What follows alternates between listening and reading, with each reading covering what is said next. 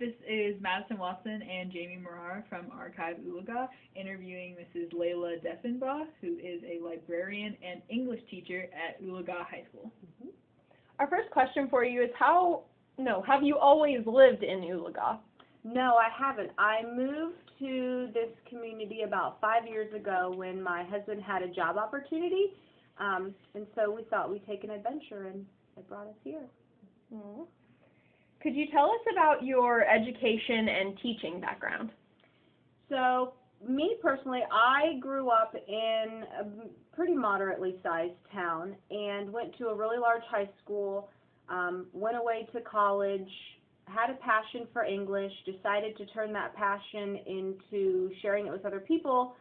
Instead of going to law school, I decided to pursue an education degree, and that led me here. So I went back and taught in the same community that I grew up in, and really enjoyed it, really had a passion for teaching. And then when the opportunity to move came up, I just continued that passion. How long did you teach at your school before Oologah? I was there 6 years, and then we moved to Oologah. What was your dream job in kindergarten? If you would have asked me what I was going to be in kindergarten, it probably would have been a lawyer. I've always really liked to read. I've always really liked to analyze people's opinions and people's thoughts and what kind of makes their beliefs their beliefs. And so that, of course, translated into an English degree. So I've always kind of been on this path. But yeah, in kindergarten, I would have told you I was going to be a lawyer and a judge. So what made you decide to do teaching?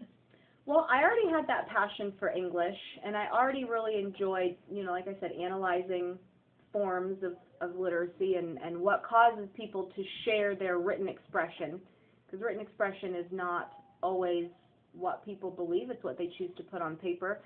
And so I just wanted to, as I pursued that, I thought, we need to share this idea with students. We need to keep that passion going. We need to keep that drive going. We always need to be asking questions. And I liked the idea of law school, but it didn't give me that opportunity to keep pushing the envelope and asking why. Why do we put these things on paper? What's the outcome? What's the purpose? So why do you think that's so important to students today? I think we have to always ask questions. I think if we as a society don't ask questions, then we never find the answers. We never find out why something was put on paper, why somebody chose to express a certain idea. And I think that's, yes, I teach English, and yes, I have an English degree, but it's about the analyzing, and I think that's really important no matter what you go into. If you choose a position that requires no college background, it's just as important to ask, why is this recorded? Why is this on paper? Why is this shareable knowledge? No matter what direction your life goes in, I think it's a valuable skill. When you were in school, what teacher had the biggest impact on you? The teacher that had the biggest impact on me was the only teacher that gave me detention. I'd never been in trouble in my whole life. I was always a really strong student, and my sophomore year of high school, my sophomore English teacher had a rule that if you had to leave her class for any reason, unless, it was like a legitimate bathroom reason, that you would get a detention. So nobody ever asked to leave her class. So I came to school, and I was looking through my backpack to find my homework assignment. I didn't have my homework assignment. I'd never missed a homework assignment in my life. So I go up to her, tears in my eyes, and I said, I forgot my homework assignment. It's in my locker. Can I go get it? And she said, well, you can go get it for detention, or you can take a 0. And I took the detention because I'd never not turned in a homework assignment. And so I drove myself home, 16 years old, sophomore English class, drove myself home, bawled to my mother that I had a detention. She called the school. The school said that's the teacher's policy. So I served that detention, and that was when she asked me, what are you interested in? What passions do you have? What pursuits do you see yourself following? And she asked me if I'd ever thought about being a teacher because, I'm somehow or another a very patient person. And she saw that I had that drive and that desire, and that I always looked at things at a deeper level. I never just took something at surface level. I always asked, well, what's the purpose of that? Why? Yes, we're just reading this article. Yes, we're just reading, The Chosen. But why have these things been written? Why have they lasted? And she was the reason I became a teacher. And she was the only person that ever gave me detention. So on the opposite note, without throwing out any names, who is your least favorite teacher and why? It's really funny because at the time I thought this teacher was my favorite teacher because this teacher would let everybody eat lunch in the classroom, and this teacher always talked to us about really trendy, really cool, edgy stuff, and this teacher would look the other way if people cursed in class, and this teacher, talked about all the vacations that he and his wife went on, and, the teacher that everybody disliked was that teacher that would give you a detention or a 0 if you asked to leave. And as I got older, I thought, well, wait a minute, that's not the purpose, that's not why we're here. So the teacher that I ended up, and I realized this, towards the end of my high school career, but the teacher that I initially liked the most was the one that I ended up having the least amount of respect for because that person did not embody to me what a guide should be. It was an individual that was present and led the class, but didn't grow anybody at all. So is that your ultimate goal as a teacher, to be connected to your students? Yeah, and to grow. And I think learning is very important, but in my experience teaching really, really, really low-income students and, students that have, if they chose to never work a day in their life, they would never have to work a day in their life because their parents are so well taken care of.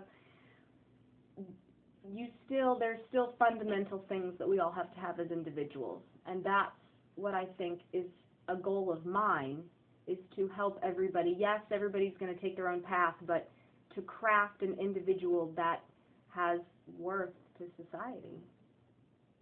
So how do you think that all students can connect to English? I think it's that idea that you recognize something has been written and then questioning why was it written. Why has, this book that is 500 years old that nobody wants to read because nobody understands what they're saying, why has it lasted? Why are we still looking at this 500 years later? Why are we still saying this is a piece of writing that should be preserved? And that's also kind of what led me into the library. And that's what I want to do in class. And that's my passion in English, is saying, okay, well, you might not like this. You don't have to like this. I might not like a piece. I might not enjoy reading that piece. But there's a reason that we read it. There's a reason that it was written, and that's what we need to always be asking. What advice would you give your teenage self?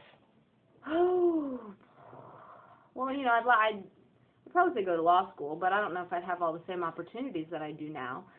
To my teenage self, I think I would say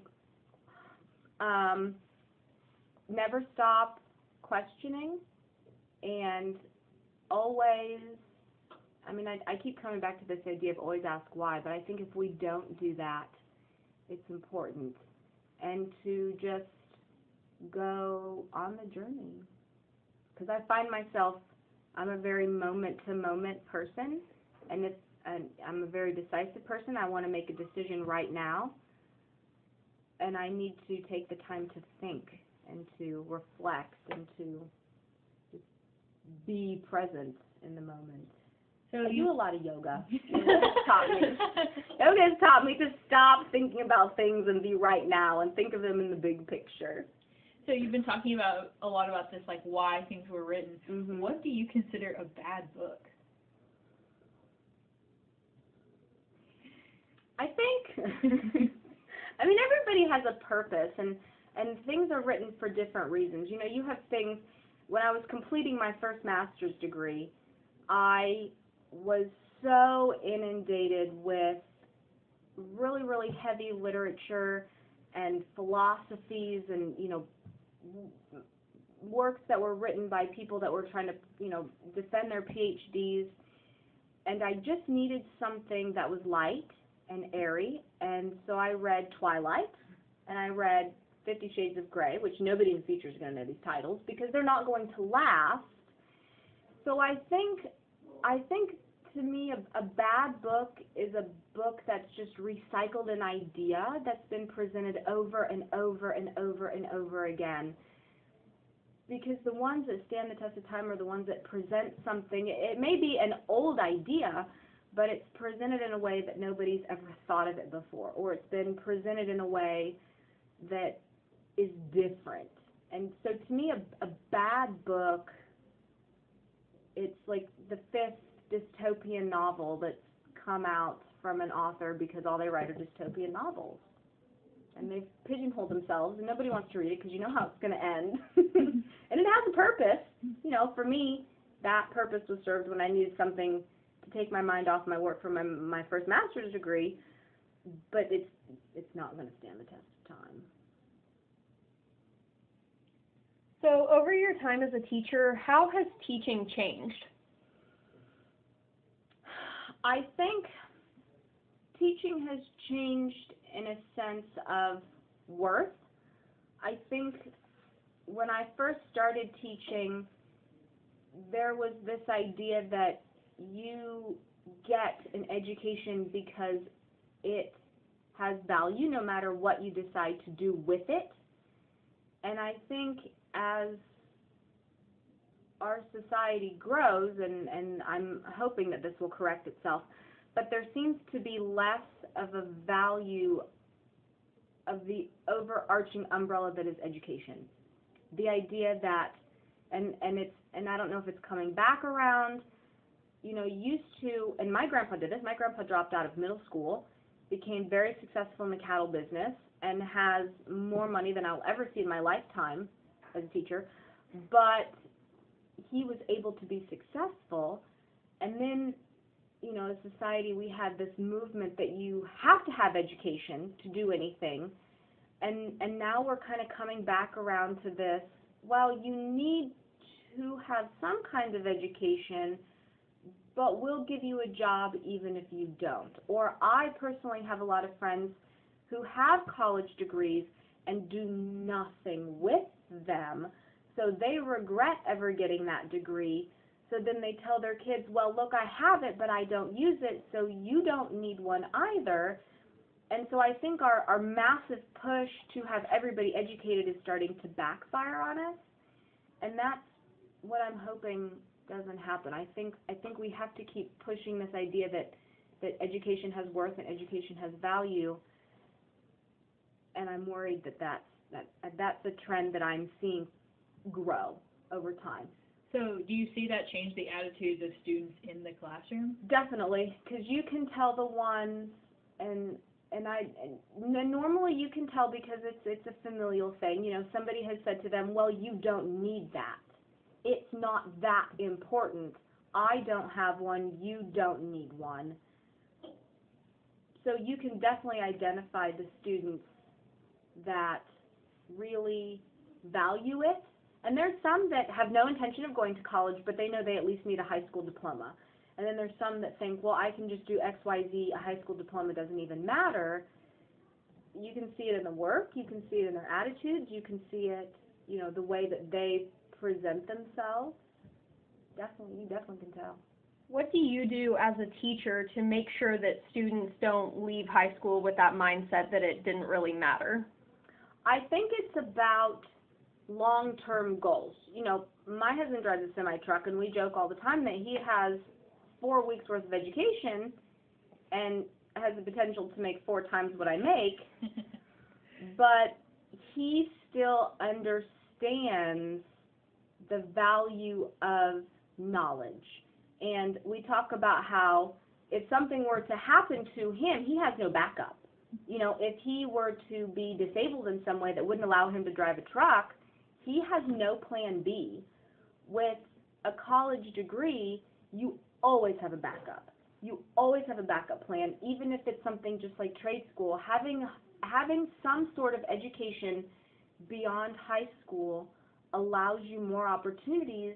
Even if you don't use it, you have that opportunity if you have to. Plus, you know, it shows that you are capable of doing what you're asked to do, when you're asked to do it in a timely fashion, and you're capable of handling something in a very high pressure, high stress situation, and you can follow through.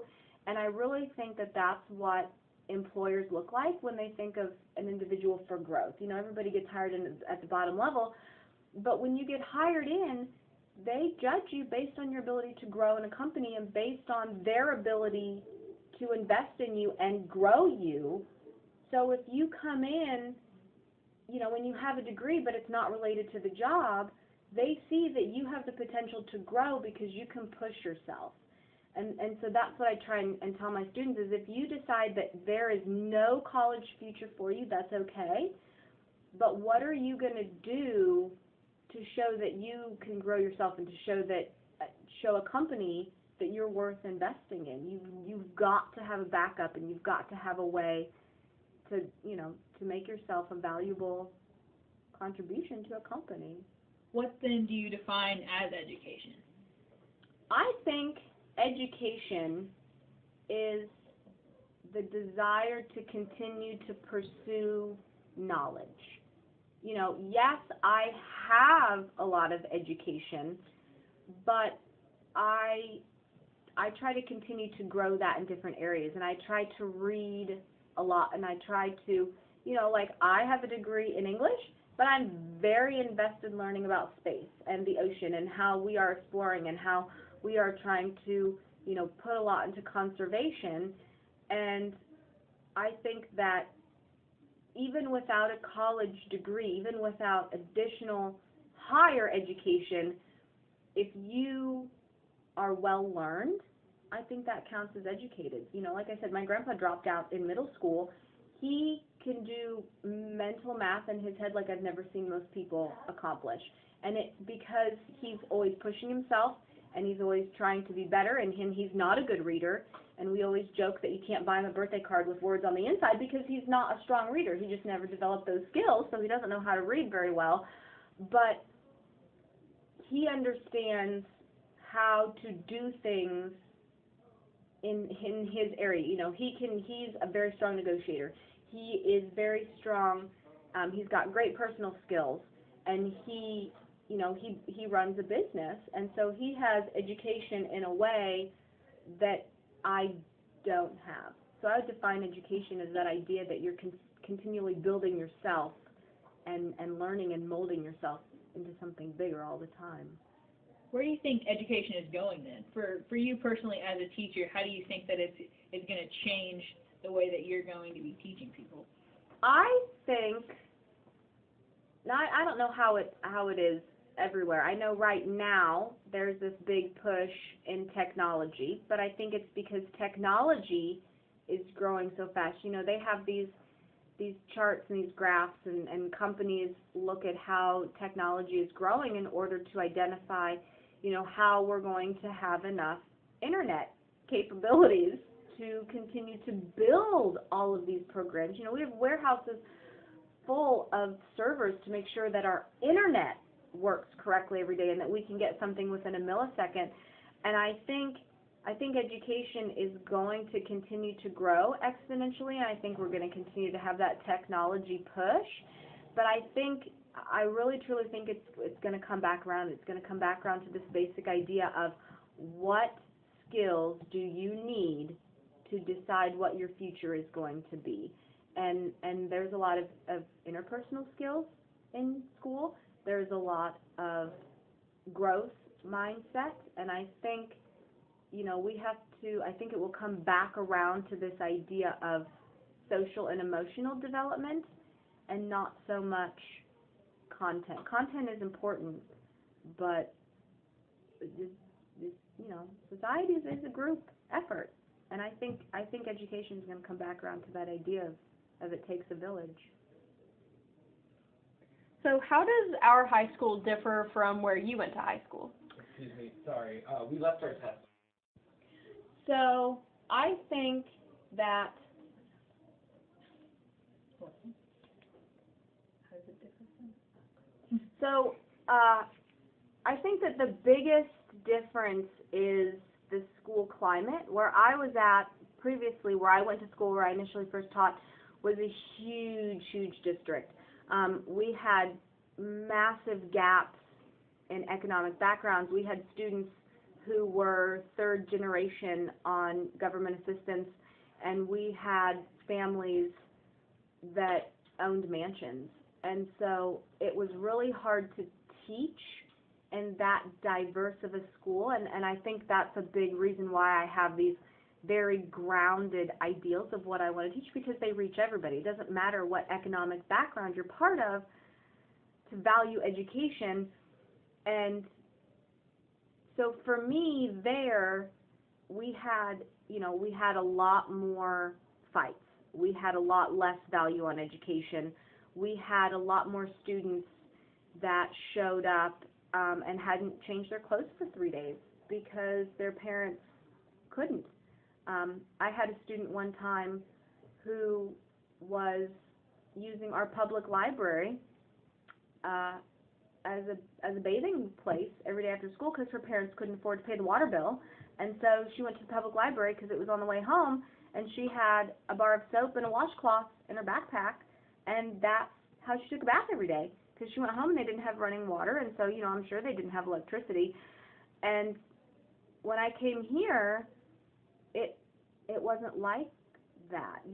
I haven't, in the 5 years that I've been here, I haven't had any stories where kids couldn't sleep in the middle of the night because their dad was snoring because they couldn't pay the power bill, so they were using their oven as heat.